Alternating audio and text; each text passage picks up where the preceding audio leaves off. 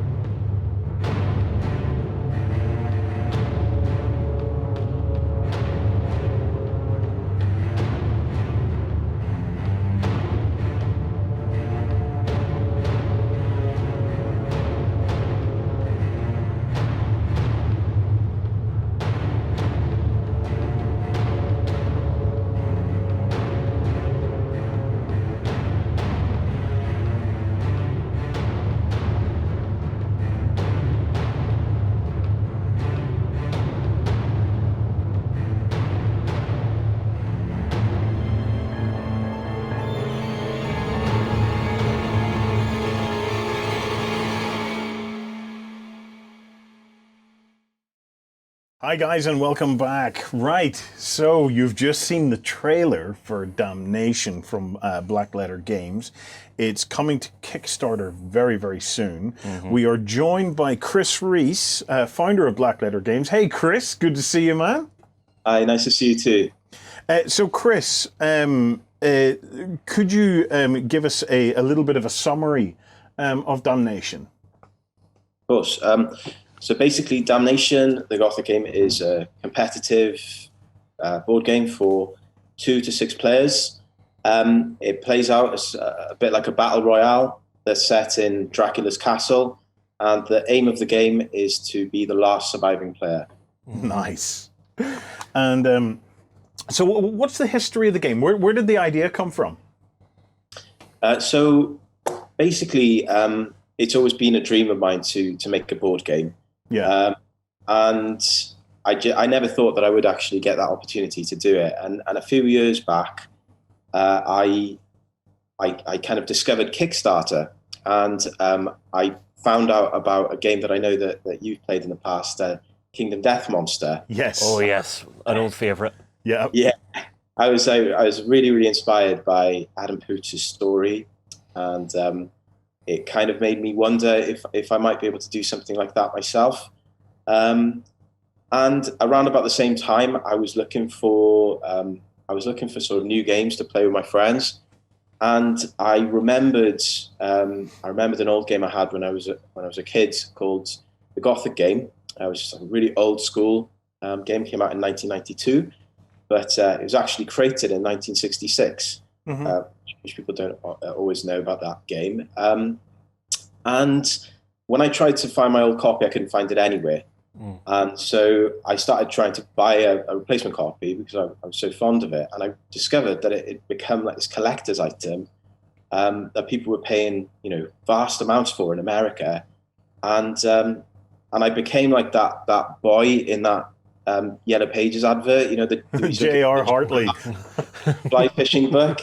Yes. I was like trying to get in touch with. I was in all sorts of shops and everything, couldn't get a hold of it. And then I eventually got in touch with the creator of the original, a guy called Robert Wynne Simmons, and he messaged me back about 2 or 3 weeks after I'd contacted him, and he said, "Yeah, I'll sell you a copy of the game, no problem." And I think it was, those two things happening at the same time kind of made me think, well, there might be a demand for this game that maybe it could work, if I made it sort of more widely available. Yeah. Perhaps there might be a market for it. So that's kind of what happened, and that was about 4.5 years ago, and now here we are. Wow. Wow. So the game is available on Tabletop Simulator and also on Tabletopia. But I believe you have the Tabletop Simulator version you can screen share with us and actually take us through it a little bit, yeah? Yeah, I'd love to.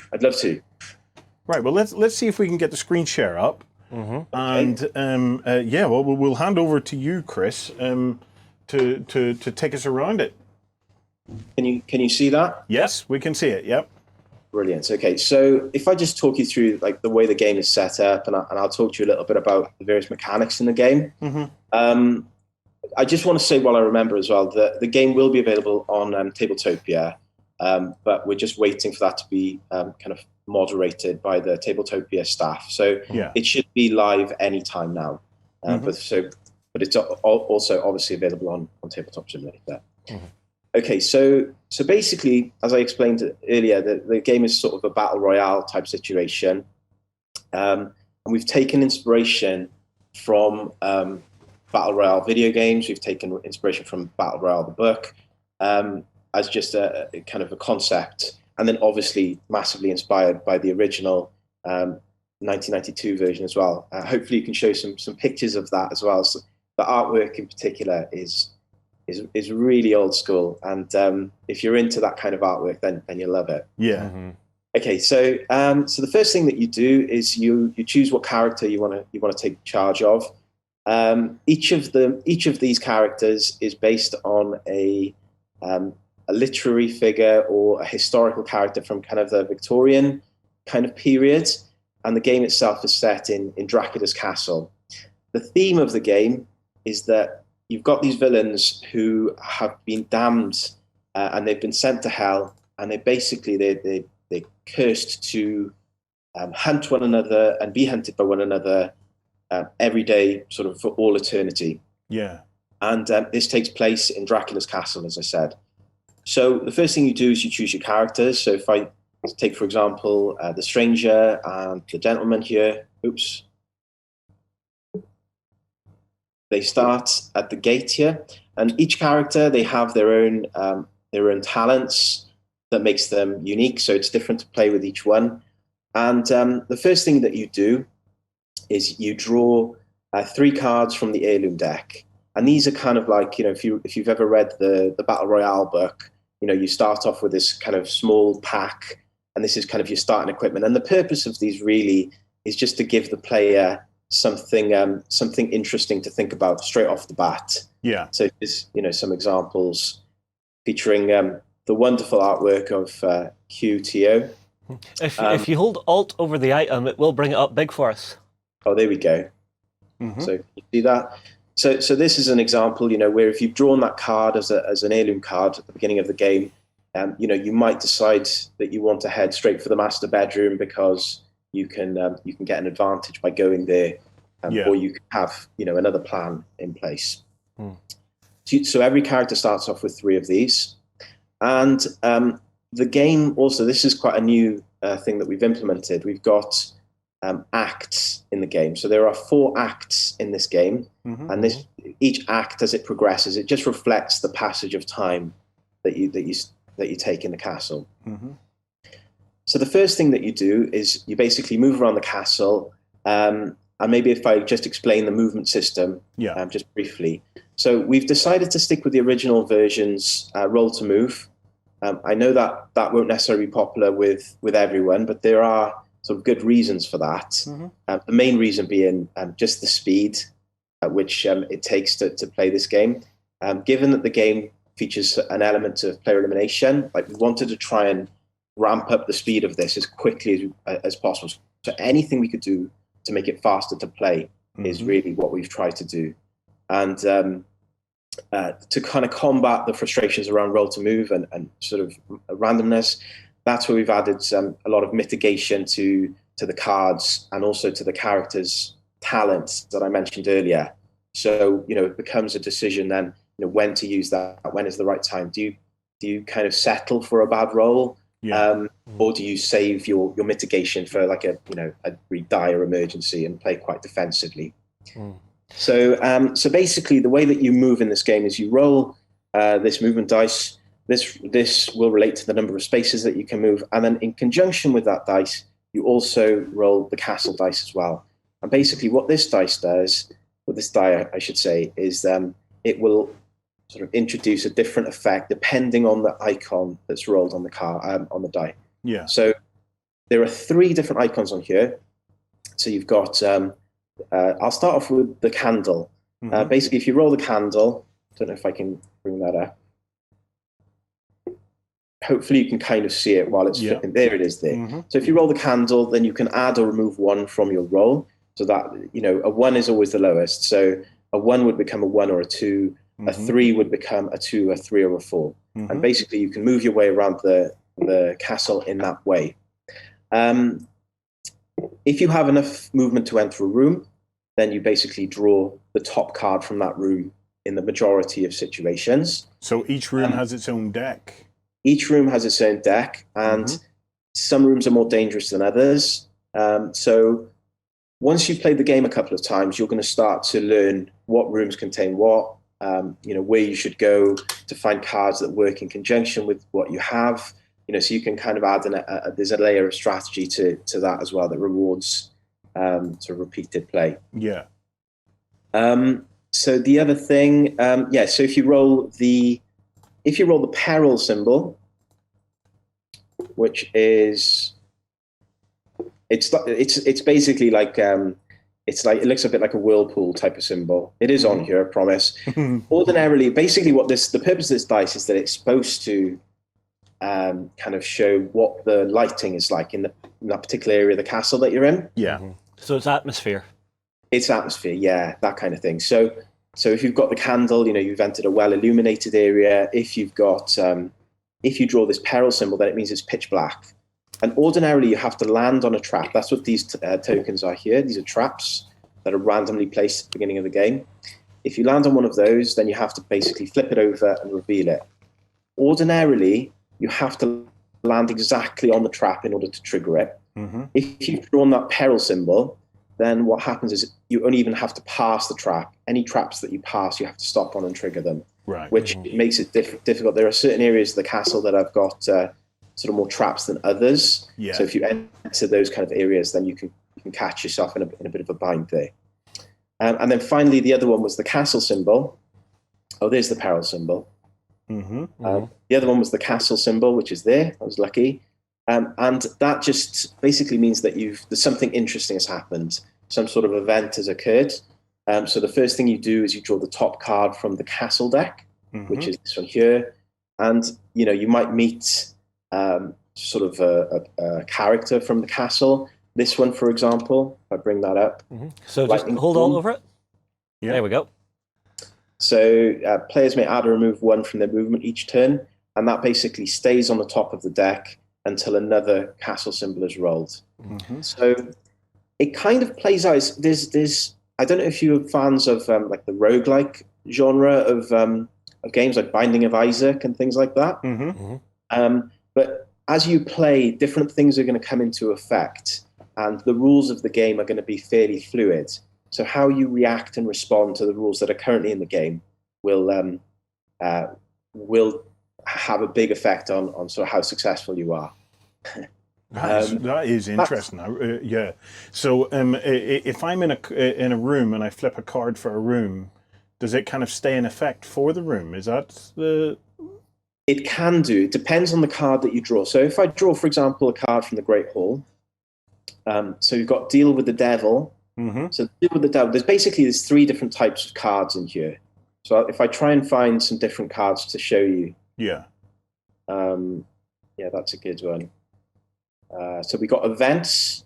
Yeah, here we go. So we've got events, we have equipment, and we have actions. And each one of these, if I just hover over each one in turn. So we have the events are played straight away.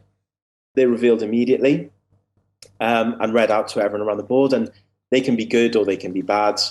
The weapon cards or protection cards, you hold them in your hand until there's an opportunity to use them, either to attack a player or to prevent damage, is generally how those kinds of cards are used. And then we have these action cards, which are more like utility cards. And the idea behind these is that, you kind of keep them in hand and you can use them when it's like most strategic to do so. Yeah. So that's the idea. So you're trying to build up your hand to try and put yourself in a position where you can survive or you can go on the attack. Is basically how that works. And as I said, some rooms are more dangerous than others, and the more dangerous the room, the better the cards you'll find there, generally speaking. So So yeah, but that's the basics of movement. If you land on one of these secret doors, you can move directly to any empty secret door. One of the cool things in this game is you can actually become Dracula. Oh. So if you enter the vault and you offer, in inverted commas, some health, some blood, then you can basically take charge of Dracula for 6 turns. So if that happens, you basically take the Dracula character sheet and you start playing with the Dracula standee, and he gets all sorts of brilliant powers. For example, he can move further. He's immune to damage. Can't be targeted by talents or abilities. Doesn't trigger traps. It's a bit like Pac-Man. I was just thinking that he's the ghost, isn't he? Yeah. Oh, it's like like taking the pill, isn't it? Yeah, in the Pac-Man. Yeah, and then yeah. Although here's a question: while you're controlling Dracula, can other players still attack your character? Are you like locked in the crypt, or do you still take your character turn? You can't attack players in rooms, generally speaking, unless there are certain effects in play. Generally speaking, you can only attack in the corridor spaces, but that does change throughout the game. But you can't, in answer to your question, you can't attack this player.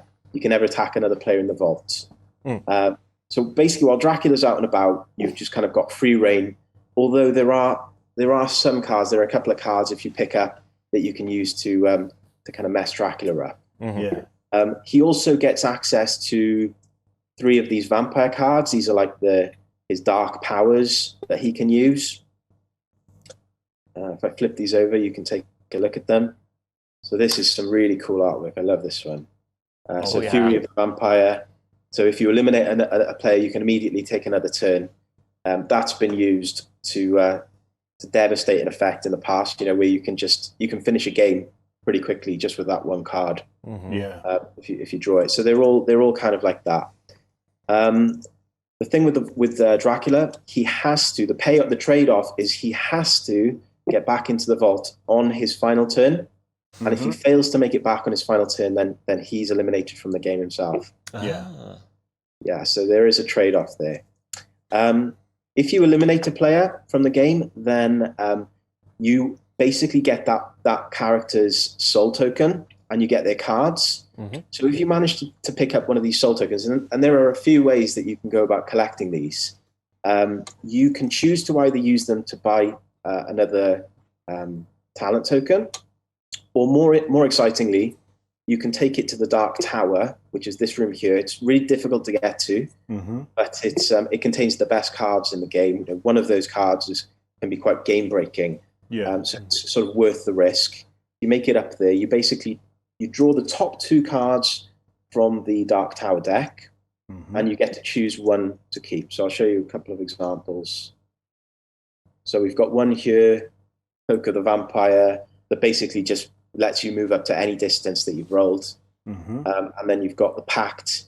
So if you're eliminated, then you can come back into the game as the vampire. So you're not really eliminated. So some really good cards there. And the whole thing just kind of builds into this sort of bloodbath, I suppose, that speeds up as the game progresses. So if I can just say a little bit about the player elimination element of this, because I know that's something that that people will have concerns about. The idea that we've had with this is, as I say, we wanted to try and speed it up as much as we possibly could. The beginning part of the game, so I mentioned earlier this tracker, the arrival. Basically, what happens when you're playing in the arrival, every character, so we're right at the beginning of the game now, every character basically rolls to move, and you can add up to 3 to that movement. And what you do is you take 4 consecutive turns. So as soon as I've taken my first turn, I can move again and again and again. And basically, after I've had my 4 turns, that gives me a chance to get around the castle with quite a bit of reliability and pick up the kind of cards that I think I'm going to need. Maybe based on what the other players have done, or what heirloom cards I've drawn. So once you've done that, every player has taken their 4 consecutive turns. The game moves on to nightfall. So at nightfall, that's the game, essentially. All the standard rules of the game are just complied with until the first player is eliminated. So when the first player is eliminated, what happens is that we enter the descent, and I'll explain a little bit more about the descent in just a moment. Also, that character, that player, will reveal one of these death knell cards. So the idea behind these cards is that they, each one of these introduces a new rule to the game. So if I just flip over some of these, so this is a good one, Carnage. So all weapons now deal 10 damage. So if that's in play, the game is going to end pretty quickly. This one here, Hunter's Moon, the next player to eliminate the player to their left wins the game. So basically, what we're trying to do is just accelerate, hit the accelerator, right down to the metal, to try and finish that game as quickly as possible, so that the eliminated player isn't too frustrated. So that's the kind of concept behind these. So there's a couple of key mechanics there, Chris, that I'm really intrigued by. So the arrival phase feels a little bit like a draft, where each player is able to kind of roam around, pick some stuff up, and prepare themselves for what's about to happen. And then basically, once the first player gets killed, then you move to the poo hits the fan phase by the looks of it. Where everything really ramps up at that point. Yes. Love it. Yeah. See, one of the main mechanics jumping out to me is that randomized movement, because it kind of has a horror aspect to it, because you don't know how brave or how terrified your character is. So if you get the low roll, your character's a little scared, they're a little timid. Yeah. But you can start building your cards and stuff to start mitigating that, to actually help you around it. But it's a lovely throwback to the old school. The old school mechanics. Oh yeah. Within games of that period. Chris, I am loving this. The scope for the storytelling that comes out of this is just great. It really is a wonderful, wonderful experience. Just looking through this, loving it. And the art and everything's gorgeous. That really means a lot. That really means a lot. I mean, that's sort of what we've been aiming for with it. I mean, the movement dice thing, I completely agree with you. I mean, when we did some research on this at the beginning of the process, I mean, I already knew it was a tough sell, with the player elimination. So adding roll to move and the way that people sort of negatively view that was like, I must be a sadomasochist to go down that route. I experimented with a load of different movement mechanics, and I thought I'd settled on one. I had sort of like a hand of cards that you would use to move, and you could collect these cards, or you could choose which would count towards your hand limit. So you could choose whether to kind of stock up on cards that would give you more movement, or you could, but at the expense of having less action cards and weapon cards. And it worked pretty well, but I took it to a local game testers meeting in Cardiff, and they kind of ripped it to shreds. It was it was like both heartbreaking, but also useful at the same time, because what they kind of pointed out to me is that the game was just each turn people were kind of studying, what should I do? I'm not quite sure. Turns were taking up to a minute. And then you went back to the dice, and it was just like such an injection of speed. It was like, it has to be this. So that's when we started looking at, okay, so we're going to go down that road. And plus it has the advantage of tying into that retro original mechanic as well. I think that's really important, Chris, because I'm looking at this game, and I, like anyone, the mechanics are important, but mechanics can't be just taken in isolation of one another. And the overall vibe of this game, it works really, really well, because it's embracing. It's embracing a visual style, a visual storytelling that we will remember from our youth. This is Hammer horror. This is stuff that's going way back.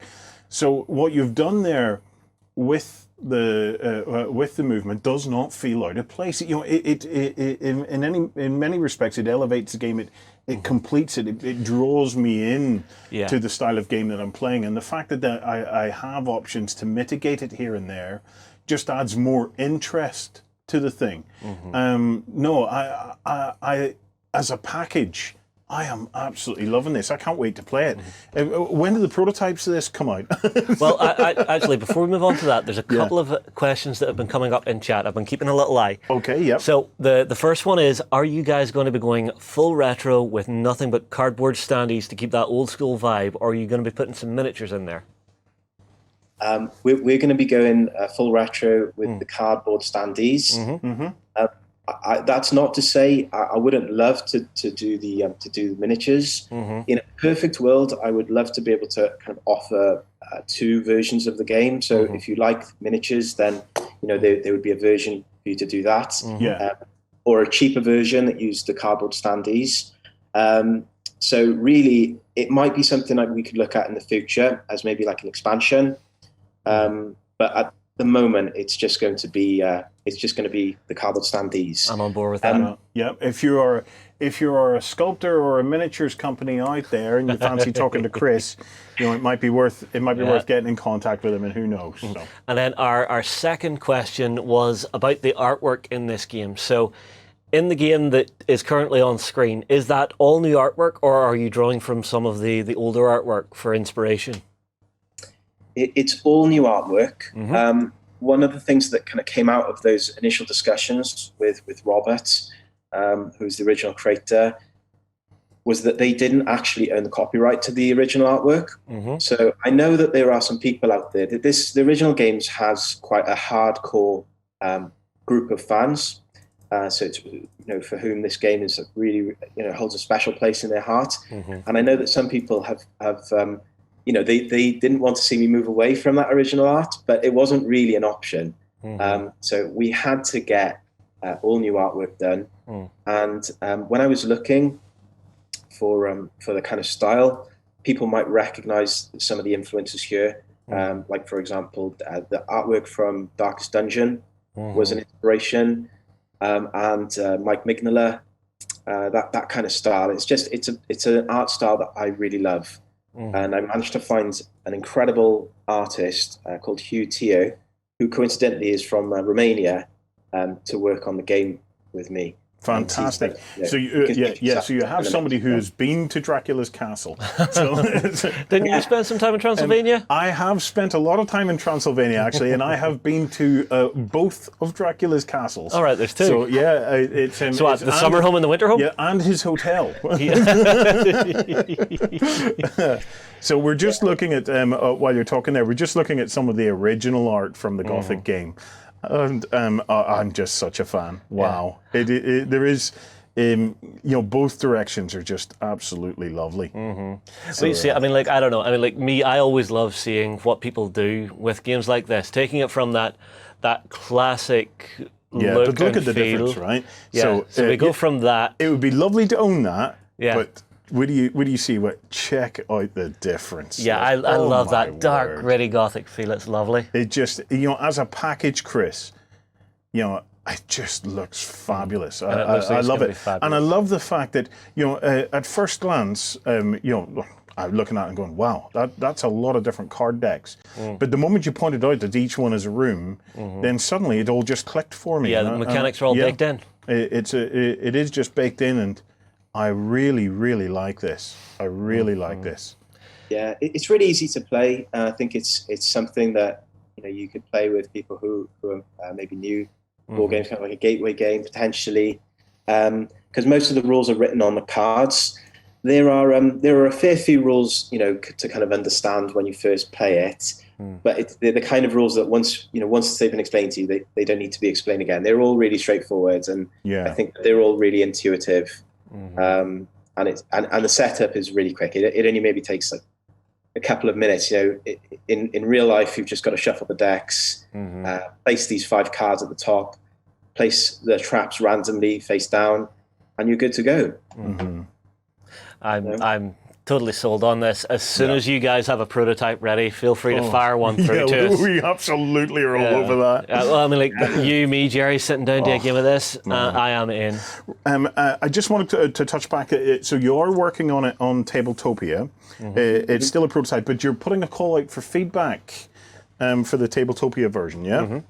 Yes, well, both versions. So this is, you can search for this on Steam under Tabletop Simulator, or you can play it through Tabletopia. And yeah, we're always looking for feedback. You know, I genuinely want this to be the best game it can be. So, you know, if you play it and you have some ideas, either for some, you know, cards you think, oh, wouldn't it be cool if there was a card that did this, or a character that was like that, anything really. And so we've set up a feedback form using SurveyMonkey, and you fill that form in. There's links to it on the Tabletopia page, as well as the Tabletop Simulator page. And if you do fill that in, then as a kind of a thank you, we're going to enter people into a competition where they can win a copy of the original 1992 version. Oh, I like that. Nice. I like that. Nice. If you want to get your hands on a copy of that, then that's one way of doing so. Okay, so what are the plans then, Chris? Where have you locked in when it's coming to Kickstarter? Have you got an idea of the price or what people can expect? Yeah, so we're looking at launching in October to coincide with the Essen, the Spiel Essen digital event. If you stop your screen share there, Chris, we'll be able to see you again, mate. So, oh, right, okay. There you go. There we go. All good now. So yeah, if you, well, we're looking to launch it in October, as I say, to coincide with Spiel Digital, which is something we're looking to attend. And in terms of price point, we're looking at £40. Yeah, and that's not final, but we're looking at £40 as a kind of a sort of rough figure. Yeah, I'm cool with that. Oh yeah, yeah. For a game that good, that pretty, and it just looks so playable. You know, it just looks so playable. I'm in on that one for sure. Absolutely. Right, Chris. Look, thank you so much for joining us, mate. That has been an absolute pleasure watching that come together. Guys, go and check it out at blacklettergames.com. We'll keep in contact with you, Chris, to find out more as the game starts to come up to launch, so as we can let everybody know. But yes, congratulations, man. I hope that this dream works out for you, because you've done an incredible job with that.